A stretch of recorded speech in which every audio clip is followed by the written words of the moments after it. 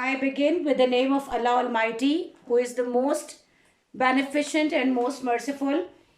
Assalamu alaikum and good morning. Hope you all will be fine, beta. And taking good care of yourself. I always pray for you. May Allah keep all of you, all of us safe from all the calamities and sufferings. Ameen.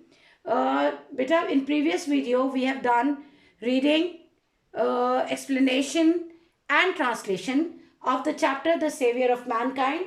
Now today we will go for question answers. You know that thing that we have two type of question answers. One which are mentioned within the text in the boxes, and few questions are there in your book exercise. So first we will start from book exercise. Let's see, what type of land is Arabia? Beta, there are sometimes we have to frame the answers. Sometimes we drag the answer as it is from the chapter. Luckily, the answer of this chapter is directly mentioned in the chapter. If you have remembered the first 2 or 3 lines of the book, so you have to listen it very carefully. Arabia is a land of unparalleled charm and beauty, with its trackless deserts of sand dunes in the dazzling rays of the tropical sun.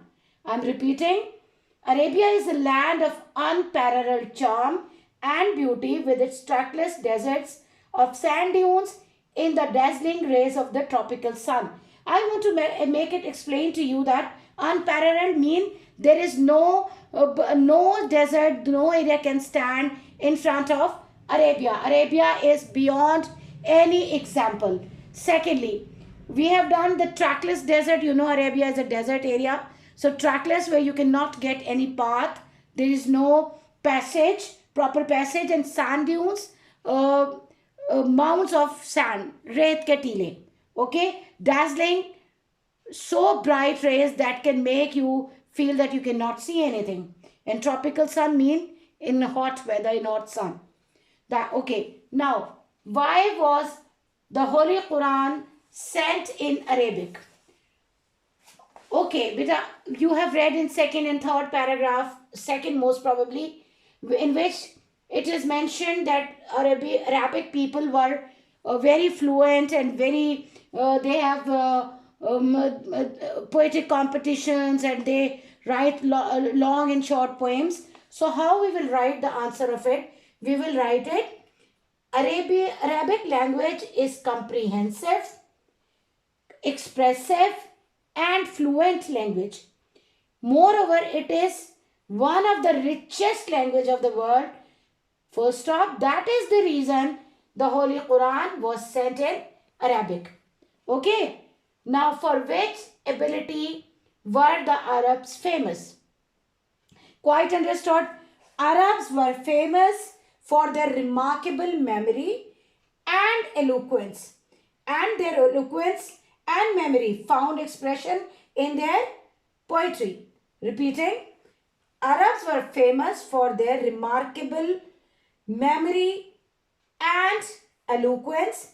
Their eloquence and memory found expression in their poetry. Now, what is the next question? What was the condition of the mankind before the Rasul? In another paragraph, you have read in the 5th and 6th centuries, the mankind stood on the verge of chaos. We have to frame its answer. Before the Rasul, mankind was standing, or mankind stood on the verge of chaos. It seemed that the civilization, which had taken 4,000 years to grow, had started crumbling. Okay, next question is, why did the Rasul stay in the cave of Hira? This is again the direct answer is there, that the holy prophet or the Rasul Sallallahu Alaihi Wasallam stayed in the cave of Hira for meditation and prayer. Okay. Now, what was the first revelation? Beta, this is direct mentioned in the book, and it's not difficult for you to write. Read, in the name of thy Lord, who created man from a clot of congealed blood. Read, and thy Lord is most bountiful, who taught the use of the pen, taught men that which he knew not. Okay, you can get it direct from your book. Okay, next question is, why did the pagan Arabs threaten Rasul's uncle? As you know that thing, another passage start that the new belief was a threaten for the domain in the society for pagan Arabs. That is the reason they threatened the Rasul's uncle. So how we will write it?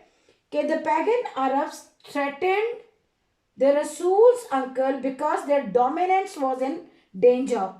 So they asked, or rather they threatened Abu Talib to restrain his nephew from preaching Allah Almighty's message or to face their enmity.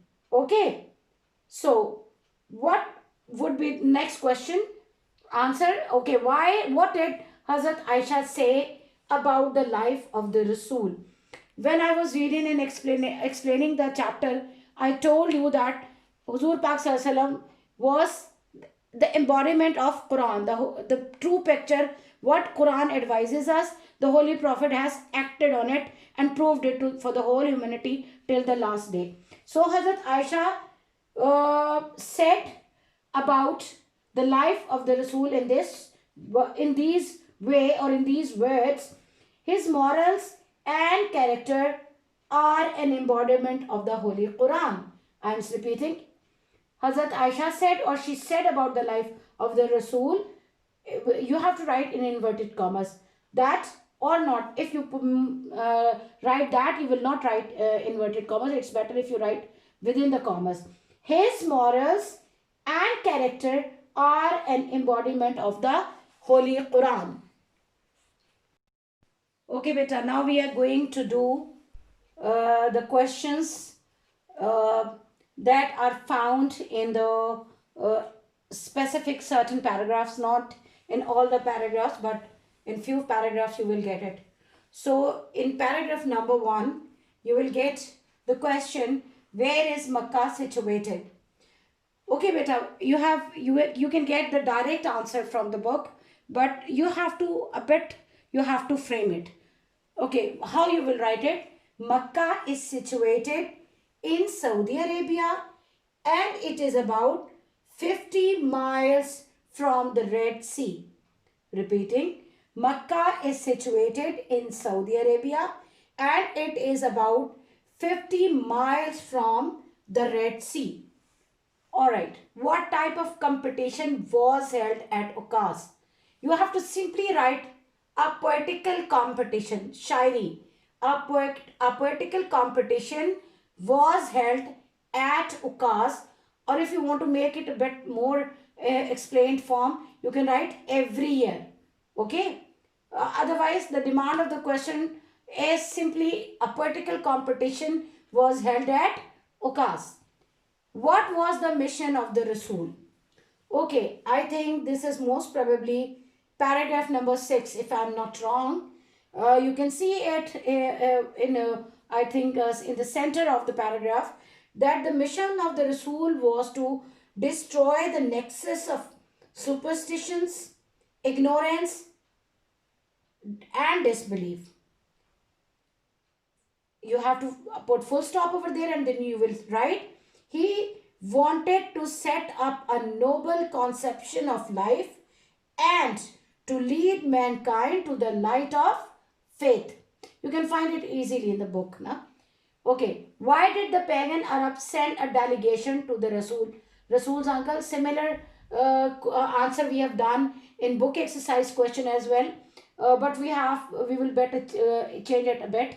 The pagan Arabs sent a delegation to the Rasul's uncle, so he wanted from Hazrat Abu Talib to stop him from preaching Allah Almighty's message.